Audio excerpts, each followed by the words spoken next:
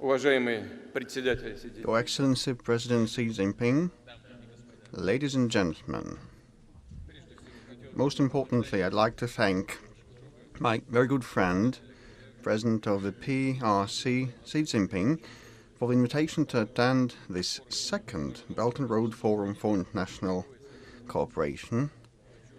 I want to express my gratitude to him for gathering all of us together, all the high-up leaders here, meeting each other, teaming up, discussing the relevant issues of the global development and the principles of cooperation, and myself, as well as many others, have been quite interested to listen to his speech and to know more about the principles and the goals of Chinese development and the means and ways that the People's Republic of China, which is #1 economy in terms of PPP, is going to develop upon, and how they will build their relationships with partners, which is of special significance for both the Russian Federation and many other colleagues in this room. It's obvious that the implementation of this large-scale Belt and Road initiative, spearheaded by our Chinese partners, aims at strengthening constructive cooperation between the Eurasian nations. The goal that really brings us together is to provide for harmony and sustainable economic development and growth across the Eurasian space. The Russian Federation repeatedly emphasized that the overall initiative by Chinese President chimes well with the Russian idea of the and strategy of the Great Eurasian Partnership, that specifically means integration of integrations, which is close synergies between bilateral and multilateral integration developments on the Eurasian continent. Russia is ready to do its best to provide for the transparent, comfortable environment propitious to cooperation and interaction on the Eurasian continent. It's important to come up with effective responses to possible fragmentation of global political, economic and technology space, to the rise of protectionism with its most perilous form that is now being resorted to, illegitimate unilateral restrictions, sidestepping the UN Security Council, or even trade wars, which is worse.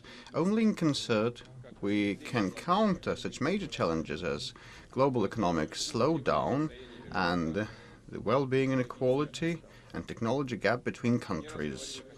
I said on many occasions, and I repeat, that these negative trends are a breeding ground for terrorism, extremism, and unlawful migration. They are a cause of the relapse of the old, dormant, and the appearance of new regional conflicts. I'm convinced that the Eurasian initiative can act as a model in terms of meaningful and positive agenda to resolve the relevant international issues that I mentioned and many others. Throughout millennia, the Eurasian space, which is huge, was a home to different cultures, creeds and traditions, definitely.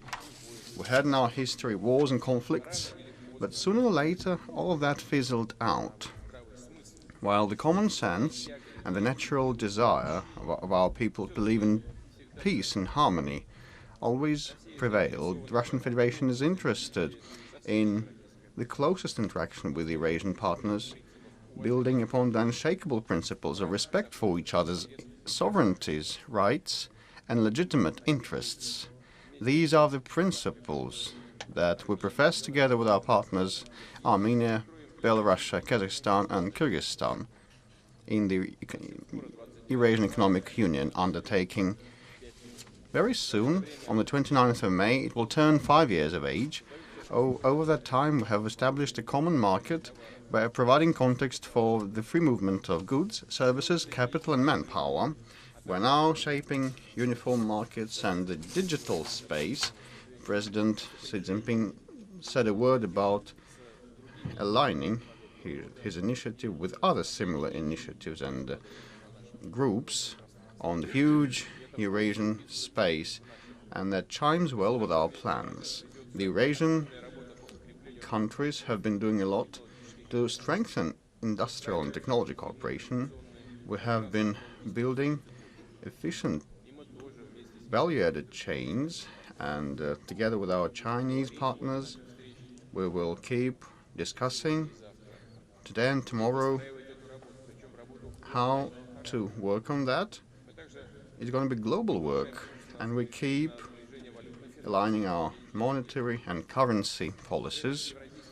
With that in mind, the Eurasian Economic Union is eager to participate in the broadest possible cooperation with all interested countries and groups, primarily with the People's Republic of China, which is our key like-minded nation and natural partner in the all-round development of the continent. P5 of the Eurasian Economic Union was unanimous in support of dovetailing the Eurozak and the Belt and Road Initiative of China. And we have reached accords in this respect that are now being carried through successfully in the forthcoming months.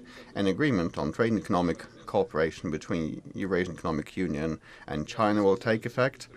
The Eurasian Union is eager to liberalize economic ties with other partners. We have concluded FTAs with Vietnam and an interim agreement conducive to a free trade area with Iran. We're now finalizing similar instruments with Singapore and Serbia. Talks are underway with Israel, Egypt and India. We have well-established cooperation with the Shanghai Cooperation Organization and ASEAN Group. And definitely, we advocate for constructive and equitable development of our business ties with the European Union, our long-lasting traditional partner. No current differences can cancel our common responsibility for the future of Europe and all of Eurasia. I emphasize that the Greater Eurasian Partnership Initiative and the Belt and Road Initiative, based on one and the same foundation of transparent principles and values, the natural desire of our peoples to live in peace and harmony and have free access to the advances of contemporary science and innovative development, at the same time maintaining cultural and spiritual identity of ours.